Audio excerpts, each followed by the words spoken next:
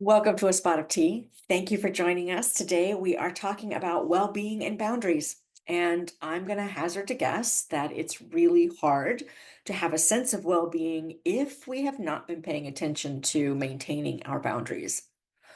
Let's get started.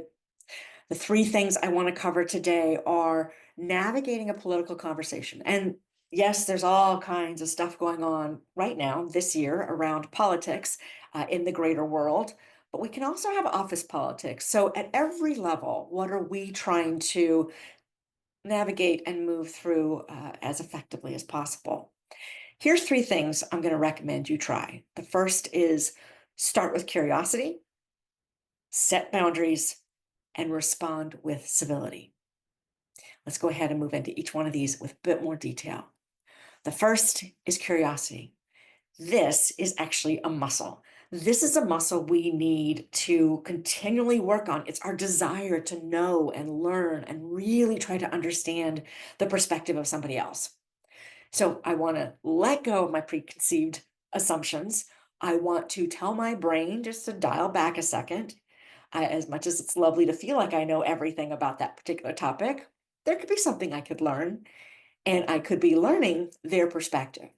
So just stopping and really being curious, asking open-ended questions about whatever their perspective is or how they're approaching something. This works for work as well as for political conversations.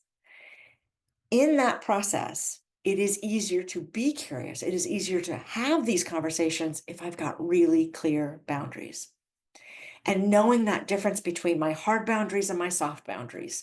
The hard ones might be something about, when I clock out for work, if you will, or when I stop answering email, or how I respond to time off. Maybe I don't respond to emails during those times, or maybe I'm a person who says, no, that's a soft boundary for me. I have clients around the globe, and so I like to be available, basically 24/7. It's knowing what they are allows you then to respond and communicate them effectively, which is the important thing. So we've got those work boundaries. Here's when and how I show up. Here's how I tend to work. Here's how I get my results. And boundaries are usually woven into all of that. The trickier ones become, or the ones with more nuance, become the working relationships. And that can be both your internal peers and colleagues, your management, your clients, internal or external.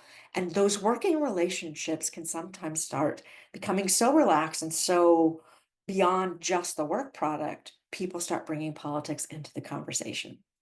Knowing what your boundaries are lets you set the tone for that. So it could be you are completely comfortable with having those kinds of conversations, but the boundary would be, is this the right time and place for it? And is everybody on this call interested in the same thing? The other one might be, I'm not ready for this. And so it's being able to say, you know what? I really don't have the mental or emotional bandwidth right now to talk about politics. Let's go ahead and stick to work. And maybe in a few weeks, you and I can talk about this in more depth. Or, you know what? I'm really trying to keep politics out of my day-to-day work world just so I can focus on my deadlines and deliver what I need to deliver. Maybe you and I can have a separate conversation or a coffee and have that kind of more in-depth debate, if you will, about that particular topic. I'd like to hear what you're thinking on that.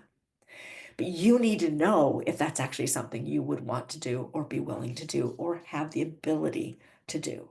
So having that understanding of your boundaries allows you to then communicate clearly what you can and cannot do with others while maintaining a positive work relationship. And that requires self-care because it is really hard to understand what my boundaries are if I have depleted everything I've got. So self-care, and that could be a moment by moment practice. It could be a daily practice, whatever it is that allows you to recognize where you're at, take care of what your needs are, carving out that time on your calendar that's just for you, that you are focused on. This is what I need right now to replenish or to recharge. And when you do that, you are more likely to be able to have open conversations with others because it's really hard to pour from an empty cup. You've got to replenish yourself. And with that, we want to make sure our self-care and our boundaries are not infringing on somebody else. So that's where civility comes in. And civility is really just saying there's probably common goals or common ground between us. And if I'm curious, going back to the first one, if I'm curious, I might actually be more likely to hear what that common ground might be. If we can focus on those common goals at work, we at least know that we're aiming towards the same kind of positive outcome. As I am doing that, I am going to be focusing on that person's humanness. I have all my beliefs, my understandings based on my experience, and that's the same for them. So each of us are showing up to this with our own backgrounds, our own experiences, our own understandings of the topic at hand. And the more curious I can be, the more understanding I can be about their experience is influencing their take on this. My experiences are influencing my take on this subject. Then we can actually find a place where we're listening to the other person to truly understand them. Not listening to defend, not listening to debate, listening to understand.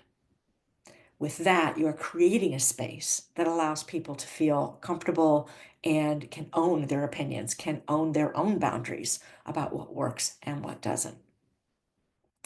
I hope you found this helpful. If you are navigating tricky conversations, please don't hesitate to reach out to us at the Executive Advisory. We'd love to help you work through that, whether it's communication skills, leadership skills, managing others. We've got your back.